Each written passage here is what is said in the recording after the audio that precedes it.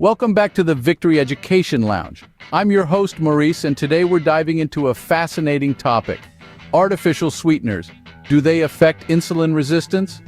We're going to explore the complex relationship between these sugar substitutes and insulin sensitivity, a hot topic in the health community that's been stirring up quite a debate. Before we begin, please like this video, subscribe to our channel, and share your thoughts or experiences in the comments below. Your engagement helps us reach more people with this crucial information. We'll delve into some strategies for managing your artificial sweetener consumption and discuss their pros and cons, using real-world examples to illustrate key points. So, whether you're a health enthusiast or someone just wanting to understand more about artificial sweeteners, you're in for a treat. So, buckle up as we embark on this journey, and remember, your thoughts and experiences are invaluable to us. Feel free to share them as we go along. So, are you ready to unravel the complex relationship between artificial sweeteners and insulin resistance? Let's get started. Artificial sweeteners are synthetic sugar substitutes that provide sweetness without calories. They're like the secret agents of the food world, delivering a sugar-like experience without the caloric payload. They're found in a myriad of products, from diet sodas to sugar-free candies, and are a go-to for those looking to reduce their sugar intake or manage their weight. Artificial sweeteners have a fascinating science behind them. They can be hundreds of times sweeter than natural sugar, tricking your taste buds into thinking you're having something sugary. They're often used as a tool in the battle against obesity and diabetes, as they don't contribute to blood sugar levels in the same way that regular sugar does. But while artificial sweeteners don't pack the same caloric punch as sugar, they're not without controversy. While they don't directly raise blood sugar levels, emerging evidence suggests they may indirectly affect insulin sensitivity. Let's dig deeper. Insulin resistance is a condition where your cells do not respond well to insulin, leading to high blood sugar levels. Now let's take a closer look at this concept. Insulin is a hormone that helps your body regulate blood sugar levels. When you eat, your body breaks down carbohydrates into glucose, a type of sugar, which enters your bloodstream. In response, your pancreas releases insulin, which signals your cells to absorb glucose and use it for energy. However, if you consistently consume high amounts of sugar or carbs, your cells can become less responsive to insulin. This is what we call insulin resistance. When this happens, your pancreas produces more insulin to compensate, leading to high insulin levels in your blood. Over time, this can lead to type 2 diabetes and other health issues. So, where do artificial sweeteners fit into this picture? Artificial sweeteners are synthetic substitutes for sugar that provide the sweet taste without the calories or carbs. This might sound like a win-win situation, but recent studies suggest a more complicated story. While artificial sweeteners don't directly raise blood sugar levels, they may indirectly affect insulin sensitivity. One theory is that they trick your body into thinking it's receiving sugar, causing an unnecessary release of insulin. Over time, this cry wolf scenario may contribute to insulin resistance. Another theory suggests that artificial sweeteners may disrupt your gut microbiome, the community of bacteria in your digestive tract. Some research indicates that certain artificial sweeteners can change the balance of bacteria in your gut, potentially leading to insulin resistance. It's important to note that the research in this area is still ongoing, and more studies are needed to fully understand the relationship between artificial sweeteners and insulin resistance. However, the current evidence does raise questions about the long-term metabolic impact of these sugar substitutes. Now that we understand how artificial sweeteners might affect insulin resistance, what can we do about it? Well, the answer to that lies in the strategies we'll explore in the next scene. So stay tuned. There are several strategies for managing artificial sweetener consumption and potentially improving insulin sensitivity. Firstly, you could consider gradually reducing your intake of artificial sweeteners.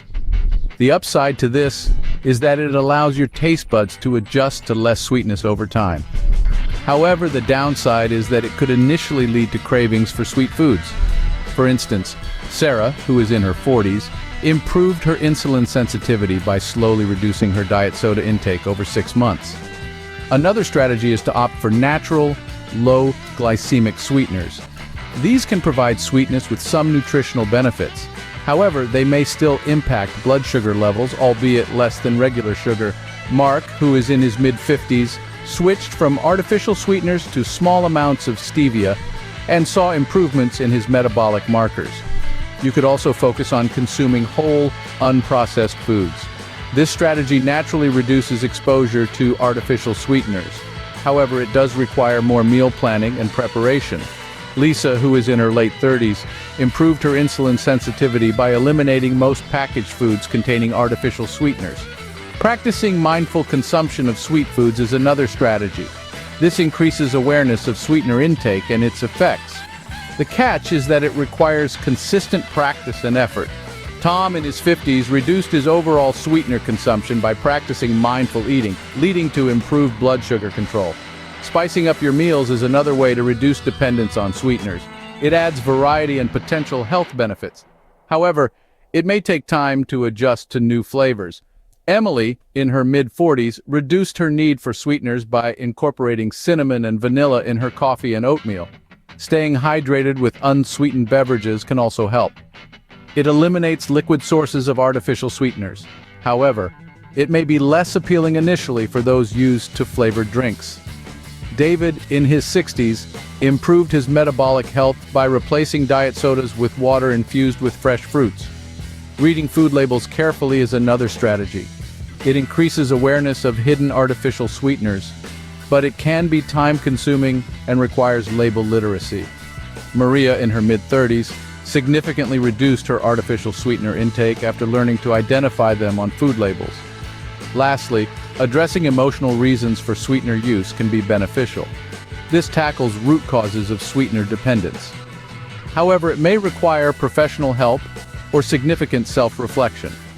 John, in his late 40s, worked with a therapist to address stress eating, reducing his reliance on artificially sweetened comfort foods. As you can see, there are many ways to manage artificial sweetener consumption, but it's also important to be aware of the hidden sources.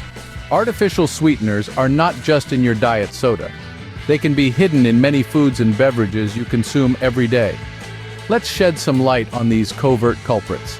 You might be surprised to learn that artificial sweeteners are often found lurking in diet and zero-calorie beverages. But that's not the whole story. They can also be hidden in foods that you wouldn't necessarily think of as sweet. Breakfast cereals, yogurt, and even bread can contain these sweet imposters. Don't be fooled by products labeled as sugar-free or no added sugar. These terms might sound healthy, but they often mean that artificial sweeteners have been used instead.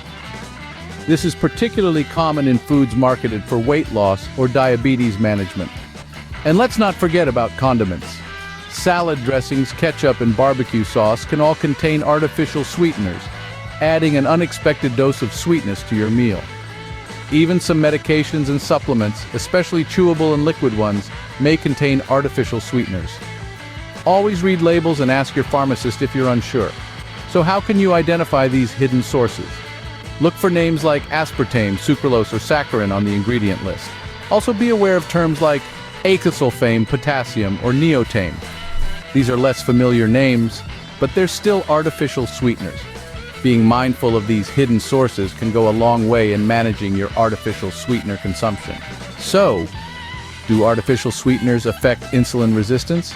The answer isn't simple, but being aware and making mindful choices can help. As we've explored in this discussion, artificial sweeteners are a double-edged sword. While they promise the sweetness of sugar without the calories, their impact on insulin sensitivity and overall metabolic health can be a cause for concern. We've delved into various strategies for managing artificial sweetener consumption, from gradual reduction to opting for natural alternatives. We've also highlighted the importance of focusing on whole, unprocessed foods and the role of mindful consumption. Experimenting with spices for flavor, staying hydrated with unsweetened beverages, reading food labels carefully, and addressing emotional reasons for sweetener use are all valid strategies to consider. Remember our real-world examples like Sarah, who improved her insulin sensitivity by slowly reducing her diet soda intake, or Mark, who saw improvements in his metabolic markers after switching to stevia. Each of these individuals made conscious choices and lifestyle modifications that have had a positive impact on their health. Ultimately, the decision on how to navigate the world of artificial sweeteners lies in your hands.